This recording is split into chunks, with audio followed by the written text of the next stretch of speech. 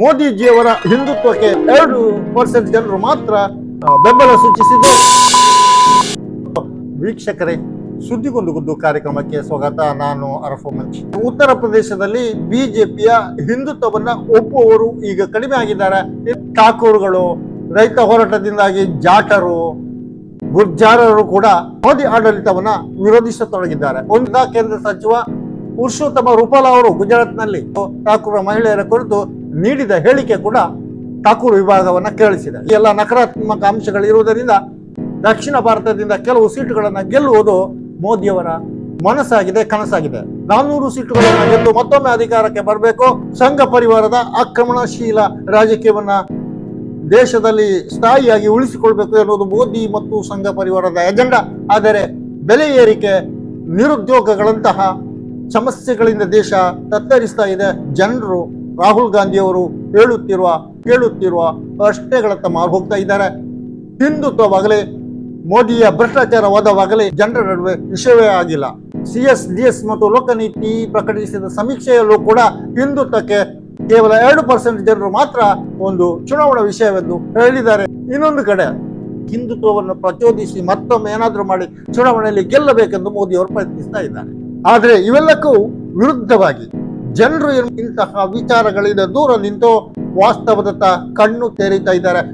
ರಾಹುಲ್ ಗಾಂಧಿ ಅವರು ಚುನಾವಣಾ ಪ್ರಚಾರದಲ್ಲೂ, ಭಾರತ್ ನ್ಯಾಯ ಯಾತ್ರೆಯಲ್ಲೂ, ಭಾರತ್ ಜೋಡೋ ಯಾತ್ರದಲ್ಲೂ ವಾಸ್ತವಿಕವಾದಂತಹ ಜನರ ಮುಂದಿರೋ ಸಮಸ್ಯೆಗಳನ್ನ ಗಟ್ಟು ಮಾಡಿ ತೋರಿಸುವುದರ ಪಾತ್ರವೂ ಇದೆ. ಆದ್ದರಿಂದ ಇವತ್ತು ಬೆಲೆ ಏರಿಕೆ ಮತ್ತು ನಿರುದ್ಯೋಗವನ್ನು ಜನರು ತಮ್ಮ ಸಮಸ್ಯೆ ಎಂದು ಸ್ವೀಕರಿಸಲಿಕ್ಕೆ ಸಾಧ್ಯವಾಗಿದೆ. CSDS ಲೋಕನೀತಿ ಸಮೀಕ್ಷೆಯಲ್ಲಿ ಇವತ್ತು ವಿಷಯ ನಿರುದ್ಯೋಗ ಎಂದು 27% ಜನರು ಹೇಳಿದರೆ, ಬೆಲೆ ಏರಿಕೆಯನ್ನು 23% ಜನರು ದೇಶದ ಸಮಸ್ಯೆ ಮತ್ತು ಚುನಾವಣೆಯಲ್ಲಿ ಚರ್ಚಿಸಲ್ಪಡುತ್ತಿರುವಂತಹ ವಿಷಯ ಎಂದು ಹೇಳಿದ್ದಾರೆ. ಆದ್ದರಿಂದ ಮೋದಿಜಿಯವರ ಹಿಂದುತ್ವಕ್ಕೆ 2% ಜನರು ಮಾತ್ರ ಬೆಂಬಲ ಸೂಚಿಸಿದ್ದು. ಇವೆಲ್ಲ ನೋಡುವಾಗ ಬೆಲೆ ಏರಿಕೆ ಮತ್ತು ನಿರುದ್ಯೋಗಕ್ಕೆ 50% ಜನರು ಇವತ್ತು ದೇಶದ ಬಹುದೊಡ್ಡ ಸಮಸ್ಯೆ ಮತ್ತು ಪರಿಹಾರವಾಗಬೇಕಾಗಿದೆ ಎಂದು ಹೇಳಿದ್ದಾರೆ. ಆದ್ದರಿಂದ ಮೋದಿಯವರು ಹೇಳುತ್ತಾ ಬರುತ್ತಿರುವಂತಹ ವಿಪಕ್ಷಗಳ ಭ್ರಷ್ಟಾಚಾರದ ಕಥೆಯೇ ಇರಲಿ, ಜನರನ್ನು ಭಾವನಾತ್ಮಕವಾಗಿ ಪ್ರಚೋದಿಸುವ ವಿಚಾರವೇ ಇರಲಿ, ಆದ್ರೆ ಜನರು ಸ್ಪಂದಿಸ್ತಾ ಇಲ್ಲ. ಯಾಕೆಂದ್ರೆ ಬೆಲೆ ಏರಿಕೆಯಿಂದ, ನಿರುದ್ಯೋಗದಿಂದ ತತ್ತರಿಸ್ತಾ ಇದ್ದಾರೆ. ಭ್ರಷ್ಟಾಚಾರದ ಕಥೆಯನ್ನ ಪ್ರತಿಪಕ್ಷಗಳಿಗೆ ಆರೋಪಿಸುತ್ತಾ ಮೋದಿಜಿಯವರು ಚುನಾವಣೆಯಲ್ಲಿ ಗೆಲ್ಲುವುದಕ್ಕೆ ಪ್ರಯತ್ನಿಸುವುದು ಒಂದು ಕಡೆ ನಡೆದರೆ, ಪ್ರತಿಪಕ್ಷದ 2 ಮುಖ್ಯಮಂತ್ರಿ ಹೇಮಂತ್ ಸೊರೇನ್ ಮತ್ತು ಕೇಜ್ರಿವಾಲ್ರನ್ನ ಬಂಧಿಸಿ ಜೈಲಿನಲ್ಲಿಟ್ಟರು ಕೂಡ ಜನರು 8% ಮಾತ್ರ ಭ್ರಷ್ಟಾಚಾರ ಇವತ್ತು ಚರ್ಚಾ ವಿಷಯ.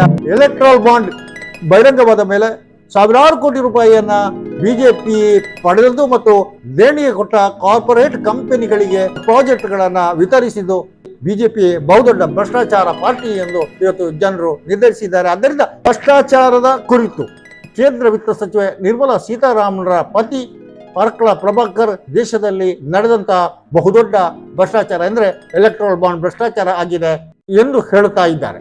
ಪ್ರತಿಪಕ್ಷಗಳನ್ನು ಭ್ರಷ್ಟಾಚಾರಿ ಎಂದು ಡಂಗುರ ಸಾರಿದರೆ ಜನರು ಒಪ್ತಾರ? ಮೋದಿಯ ಮಾತು ನಂಬಿ ಬಿಜೆಪಿಯನ್ನು ಜನರು ಕಳಿಸ್ತಾರ? ಇಲ್ಲ. ತಮಿಳುನಾಡು ಶಿವಗಂಗಾ ಲೋಕಸಭಾ ಕ್ಷೇತ್ರದ ಬಿಜೆಪಿ ಅಭ್ಯರ್ಥಿ ಟಿ ದೇವನಾಥನ್ ವಿರುದ್ಧ 525 ಕೋಟಿ ರೂಪಾಯಿ ಫಂಡ್ ವಂಚಿಸಿದ ಆರೋಪ ಇದೆ. ಸಿಪಿಐ ಪಕ್ಷ ಚುನಾವಣಾ ಆಯೋಗಕ್ಕೆ ದೂರು ನೀಡಿದರೆ, ಕಾಂಗ್ರೆಸ್ ಪೊಲೀಸರಿಗೆ ದೂರು ನೀಡಿದೆ. ಆನಂತರ ಅಮಿತ್ ಶಾ ದೇವನಾಥನ್ ಪರ ರೋಡ್ ಶೋದಿಂದ ಹಿಂದೆ ಸರಿದು ಕೇರಳಕ್ಕೆ ಅನಿರೀಕ್ಷಿತ ಭೇಟಿ ನೀಡಬೇಕಾಯಿತು. ಹೀಗೆ ವಂಚಕರು, ಭ್ರಷ್ಟಾಚಾರ ಆರೋಪಿಗಳು ಬಿಜೆಪಿಯಿಂದ ರಾಜಾತಿಥ್ಯ ಪಡೆಯುತ್ತಿದ್ದಾರೆ ಎಂದು ಜನರು ಹೇಳತೊಡಗಿದ್ದಾರೆ. ಬಿಜೆಪಿ ಲೋಕಸಭಾ ಅಭ್ಯರ್ಥಿಗಳಲ್ಲಿ ಪ್ರತಿ 3ರಲ್ಲಿ ಒಬ್ಬ ಹೊರಗಿನಿಂದ ಬಿಜೆಪಿಗೆ ಬಂದ ವ್ಯಕ್ತಿಗೆ ಲೋಕಸಭಾ ಟಿಕೆಟ್ ಅನ್ನು ನೀಡಿದೆ.